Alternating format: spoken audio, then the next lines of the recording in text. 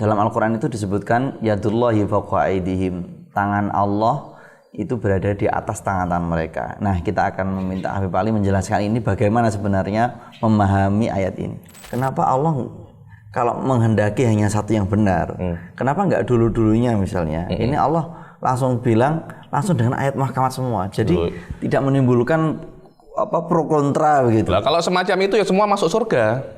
Ya semua nggak ada pertentangan, semua nggak ada khilaf, nggak ada tukaran. Lah kalau semua nggak ada tukaran, Allah jelas ya semuanya masuk surga. Neraka kosong nanti. Kalau semua ayat mempunyai beberapa kemungkinan dan dikembalikan ke sana dan tidak tahu mana yang diinginkan oleh Allah, pasti tukaran kita. Anda mengatakan maknanya ini A, maknanya ini.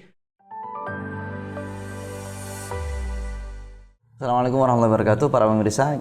Kita bersama dengan Dr. Habib Ali Bagir Asghaf akan membahas pada tema kali ini tentang dalam Al-Quran itu disebutkan yadullahi fawqa aydihim, tangan Allah itu berada di atas tangan mereka. Nah, kita akan meminta Habib Ali menjelaskan ini bagaimana sebenarnya memahami ayat ini. Jadi begini, Mas Ahmad Mundir ya, ini saya dengar nama antum tapi baru kali ini saya ini berjumpa ini. Ini mungkin ru'yah ya, ru'yah semacam ini. Dulu dengar kemudian melihat. Yaitu maknanya ziyadatul ilm ya begitu. Kita kembali di dalam masalah yadullah fawqa aydihim. Di dalam keilmuan ilmu kalam, di dalam kitab-kitab ilmu kalam, ayat-ayat semacam ini dikatakan ayat mutasyabihat. Di dalam hadis dibilang ahadisus sifat, yang mana perkara-perkara semacam ini pasti akan di-highlight oleh kelompok sebelah yang mengatasnamakan diri mereka itu Wahabi atau Mujassimah atau Taimiyah atau Hasyawiyah. Anda boleh gunakan gunakan istilah-istilah yang Anda inginkan ya. Ini sekarang mungkin lebih marak dengan Salafiyah atau yang terakhir saya tengok As-Sunnah. Istilah terbaru itu As-Sunnah. Ayat-ayat mutasyabihat itu maknanya Ustadz Ahmad Mundir adalah ayat yang mempunyai beberapa kemungkinan makna. Jadi maknanya itu bukan hanya satu. Itu namanya ayatun mutasyabihat. Ada beberapa kemungkinan makna. Ada satu yang benar, yang lainnya tidak benar. Itu namanya ayatun mutasyabihat. Ada lagi yang namanya ayatun muhkamat yang tidak mungkin kecuali mempunyai satu makna saja. Dan makna itu adalah makna yang jelas. Sedangkan makna ayat mutasyabihat tidak jelas mana yang diinginkan oleh Allah. SOP untuk mengetahui makna mutasyabihat adalah bagaimana Anda mengembalikan daripada semua kemungkinan ayat mutasyabihat ini mana yang sesuai dengan ayatul muhkamat. Oke. Baru itu adalah cara bagaimana kita memahami ayat mutasyabihat. Sebelum bahas ayat ini, kenapa Allah kalau menghendaki hanya satu yang benar, kenapa nggak dulu-dulunya misalnya? Ini Allah langsung bilang langsung dengan ayat mahkamat semua. Jadi tidak menimbulkan pro kontra begitu. Lah kalau semacam itu ya semua masuk surga. Tidak ada, karena manusia itu diciptakan di dunia bukan untuk masuk surga. Tidak ada semacam itu. Manusia diciptakan di dunia itu untuk diuji, liyabluwakum ayyukum ahsanu amala. Untuk dites mana yang amal perbuatannya baik, mana amal perbuatannya buruk. Inna hadain wa hadainahum najdain. Imma syakiran wa imma kafura. Lah kalau seumpamanya semua ayatnya ayatnya muhkamat, ya semua nggak ada pertentangan, semua nggak ada khilaf, nggak ada tukaran. Lah kalau semua nggak ada tukaran, Allah jelas ya semuanya masuk surga. Neraka kosong nanti. Neraka kosong. Rabbana ma khalaqta hadza batila. Mesti ada fungsinya. Apa? Mesti neraka harus ada fungsinya. Ada fungsinya. Fungsinya itu untuk menguji. Akan tetapi Allah ketika menguji yang namanya ujian kan. Yang namanya ujian itu pasti ada yang lulus, ada yang enggak lulus. Akan tetapi Allah ketika memberi ujian, Allah memberi caranya untuk lulus. Diberi kunci jawaban. Cluenya ya iya, biar nanti istilahnya ada fair play. Jadi kalau ujian itu terlalu mudah semuanya lulus ya bukan ujian namanya. Oh gitu.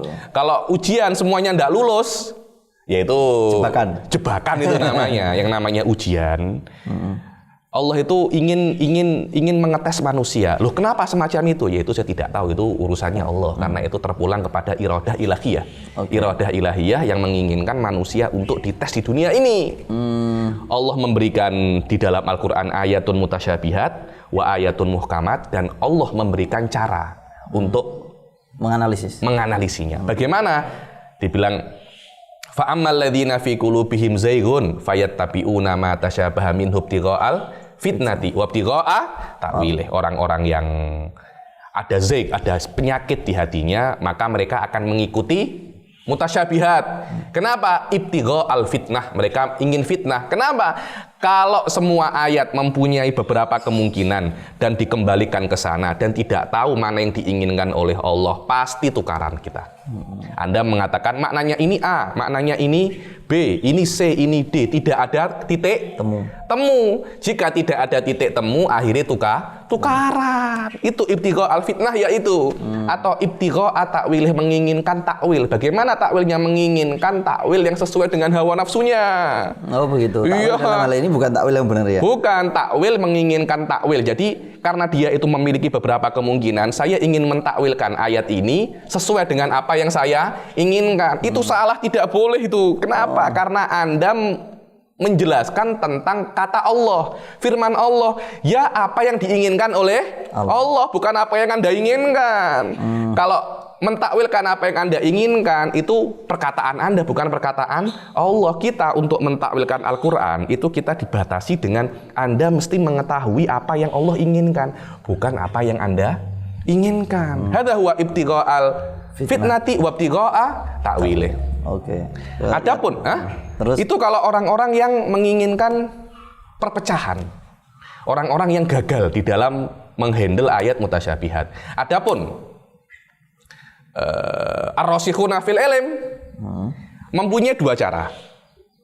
Ar-rasikhuna fil ilm mempunyai dua cara. Ada yang mengatakan, ada yang satu cara amanna billah. Itu namanya tafwid. Bagaimana tafwid itu? Ketika kita itu mengatakan, ketika di Al-Quran yadullah fawqa aydihim. Apa makna tangan? Apa makna yad? Allah tidak mengatakan tangan ya. Allah mengatakan yad. Allah mengatakan yad. Jadi tangan itu interpretasi kita sendiri. Sebagai bahasa Indonesia. Sebagai bahasa Inggris mungkin hand.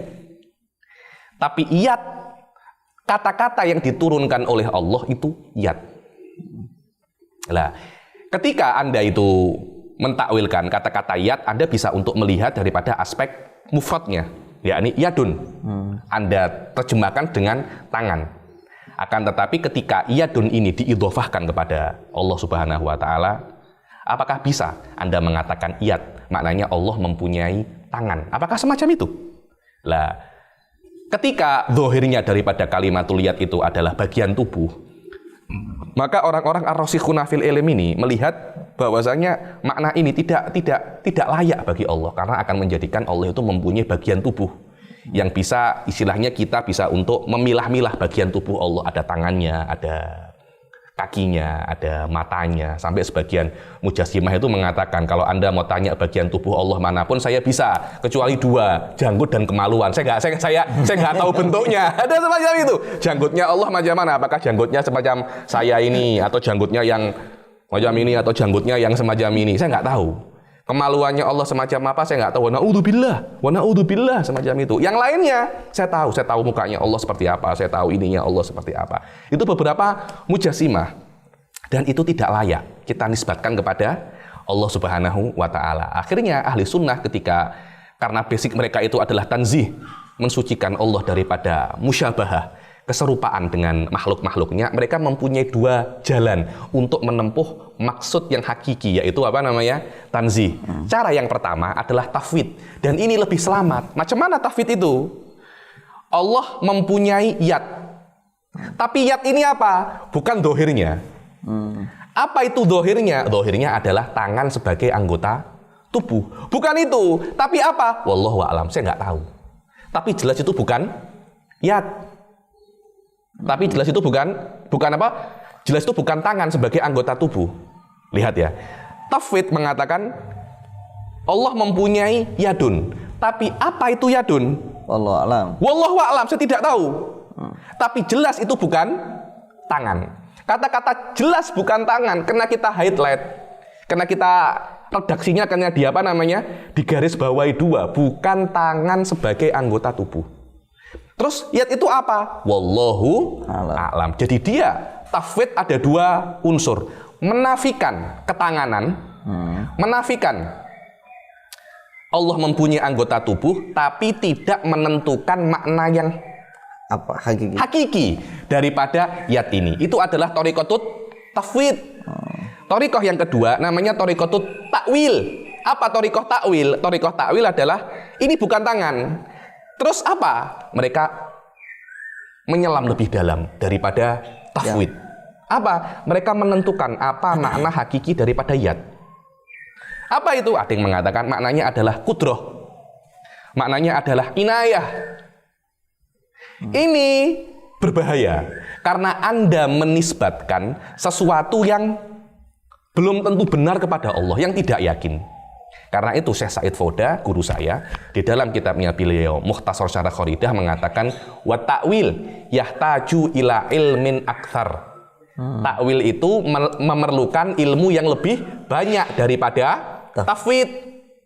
Karena untuk menentukan apa hakiki makna yat, Anda perlu ilmu balaghah, Anda perlu ilmu alat-alat semua agar bisa menentukan apa makna hakiki daripada yat yang diinginkan di dalam apa namanya, di dalam ayat-ayat Al-Qur'an, ayat-ayat sifat dan dan nusus-nusus yang berkaitan tentang anggota tubuh yang dohirnya sebagai anggota tubuh. Ini thariqatut takwil dan tafwid. Tafwid adalah Anda menafikan dohir makna tapi tidak menentukan makna hakiki. Takwil Anda menentukan, Anda menafikan dohir makna daripada Allah dan menentukan makna yang hakiki. Jadi antara takwil dan tafwid ada titik temu. Apa itu? Kedua-duanya menafikan makna yang dohirnya daripada Allah. Cuma tafwid stop di situ. Takwil menyelam lebih dalam, menentukan apa makna yat yang hakiki daripada beberapa kemungkinan yang ada. Tapi tetap tanzih. Jadi takwil 2 tafwid adalah thariqani ilat tanzih. Ini kan masing-masing masih ahlu sunnah. Jelas, masing-masing ahli sunnah. Adapun Wahabi berbeda. Ibn Taimiyah berbeda. Yat itu macam mana? Yat ala dhahirihi. Dia itu adalah tangan. Kemudian jisim, maksudnya tangan sebagai tangan itu anggota tubuh atau alat untuk membantu kita berbuat sesuatu. Jadi ketika saya ingin mengambil teh semacam ini, saya menggunakan tangan. Jadi tangan itu adalah anggota tubuh, bagian daripada tubuh manusia yang digunakan untuk alat, untuk membantu Anda. Ada fungsinya. Dan Anda bisa untuk memilah-milah ini tangan Anda. Bukan saya. Tertentu. Ini kalau Anda potong tangan ini, ya ini tangannya Munzir, tapi bukan Munzir. Kakinya bisa dipotong, tapi ini bukan Munzir, tapi ini kakinya Munzir. Jadi bukan bagian, bukan kesatuan, bukan hakiki daripada Anda, tapi hanya pelengkap saja, hanya pelengkap daripada Anda. Bagaimana At-Taimiyah atau Mujassimah itu berpendapat masalah tangan ini? Allah punya tangan. Wal kaifu majhul. Bentuknya seperti apa, bagaimana wujudnya tangan itu? Karena tangan kan macam-macam kan. Ada tangannya manusia, ada tangannya kambing. Kalau kambing punya tangan, kaki semuanya kakinya 4. Ya sudahlah, 2 tangan, dua kaki. Ya kalau Anda nggak terima, ya ada beberapa hewan yang mempunyai tangan macam kera. Kera kan juga mempunyai tangan, apalagi yang punya tangan itu. Sejenis itu simpanse mempunyai tangan. Kan bentuknya berbeda dengan tangan manusia kan. Mata sama kan, apa namanya, tajri bi ayunina. Apa? Matanya Allah semacam apa? Dan mata berbeda-beda loh ya. Mata kita tidak semacam mata ikan. Mata kita tidak semacam mata sapi. Mata kelelawar. Fungsinya berbeda, bentuknya berbeda. Tapi tetap sebagai mata. Fungsi aslinya berbeda. Fungsi aslinya sama, yaitu untuk menvisualkan sesuatu. Bentuknya berbeda, tapi mungkin level fungsinya yang berbeda. Tapi inti daripada guna dari mata itu sama. Untuk membantu kita untuk menangkap gambar. Allah juga punya. Cuma fungsinya dan bentuknya berbeda. Itulah yang namanya al-kaifu majhul. Al-kaifu majhul ya situ, yakni itsbatul ain, tapi bentuknya dimajhulkan.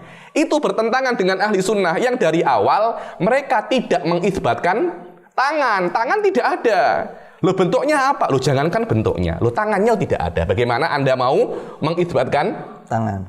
Bentuknya tidak ada bentuknya. Wong tangannya tidak ada. Karena itu ahli sunnah lebih sesuai dengan wal kaifu ghairu ma'kul. Wal kaifu ghairu ma'kul. Kenapa ghairu ma'kul? Li anna itsbatul kaif far'un an itsbati aslil yad. Semacam itu.